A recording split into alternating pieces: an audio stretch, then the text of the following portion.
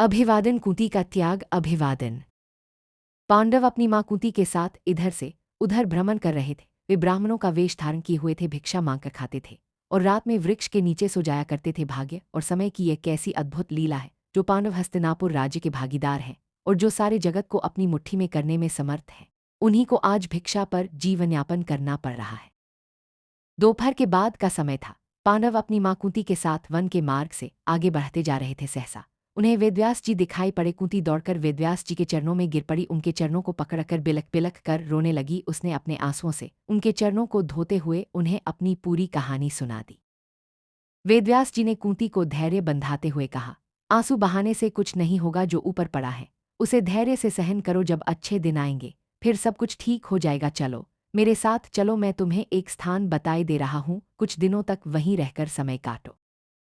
वेदव्यास जी पांडवों को एक नगर में ले गए। उस नगर का नाम एक चक्रा था। आज के बिहार राज्य में शाहाबाद जिले में आरा नामक एक बड़ा नगर है। महाभारत काल में आरा को ही एक चक्रा के नाम से पुकारा जाता था।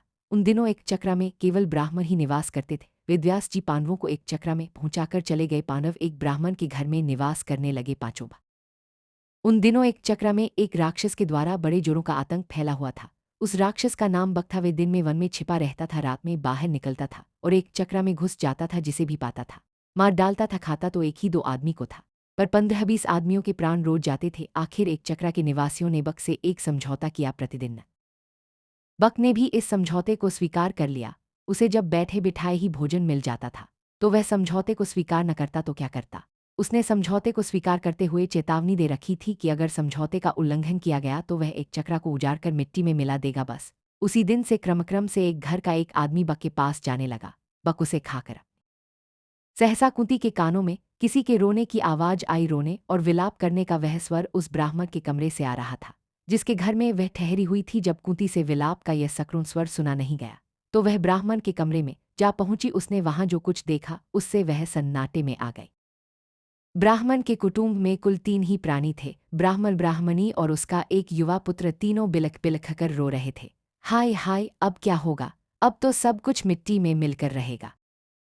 कुंती ने तीनों को रोता हुआ देखकर ब्राह्मण से पूछा, विप्रवर, आप तीनों इस प्रकार क्यों रो रहे हैं?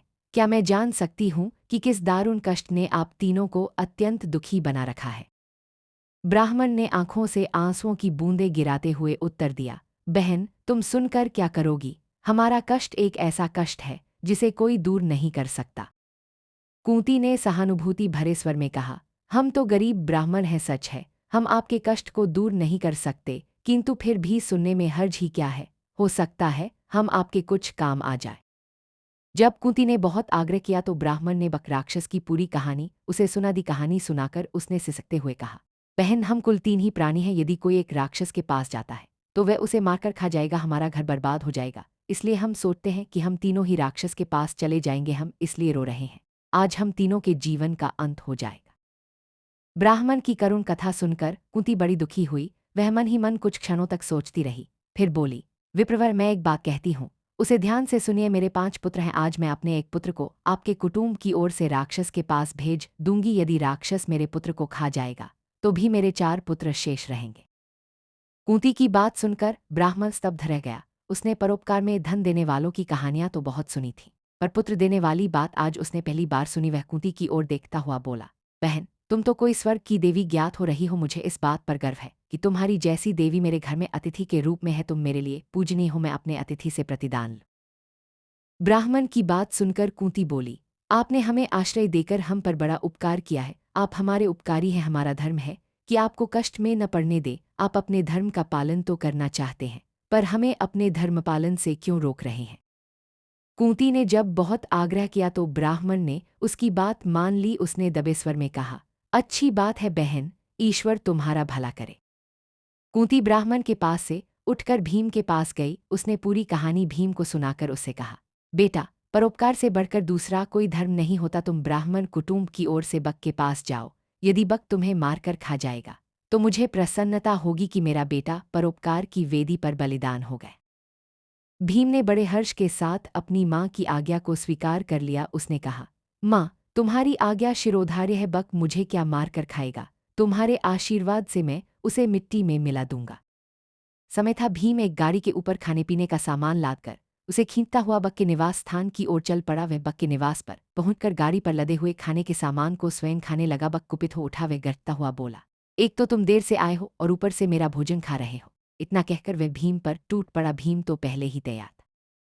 उधर संध्या समय चारों भाई भिक्षाटन से लौटे तो कुंती से सब कुछ सुनकर वे बड़े दुखी हुए। उन्होंने अपनी माँ से कहा, तुमने भीम को अकेले भेजकर अच्छा नहीं किया। हम भाइयों में वही एक ऐसा है जो संकट के समय काम आता है। कुंती ने अपने पुत्रों को समझाते हुए कहा, तुम चिंता क्यों करते हो? तुम देखोगे कि मेरा भीम बक को मिट्टी में मिलाकर आएगा। फिर चारों भाई भीम का पता लगाने के लिए चल पड़े। वे अभी कुछ ही दूर गए थे कि भीम अपनी मस्ती में झूमता हुआ आता दिखाई पड़ा। चारों भाई दौड़कर भीम से लिपट गए। भीम ने उन्हें बताया कि उसने किस तरह अत्याचारी बक को नर्क में पहुंचा दिया है।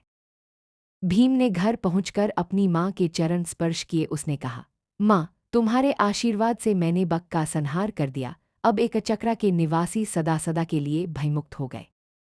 कुंती ने भीम का मुख चूमते हुए कहा, बेटा भीम, मुझे तुमसे यही आशा थी। मैंने इसीलिए तो तुम्हें बक के पास भेजा था।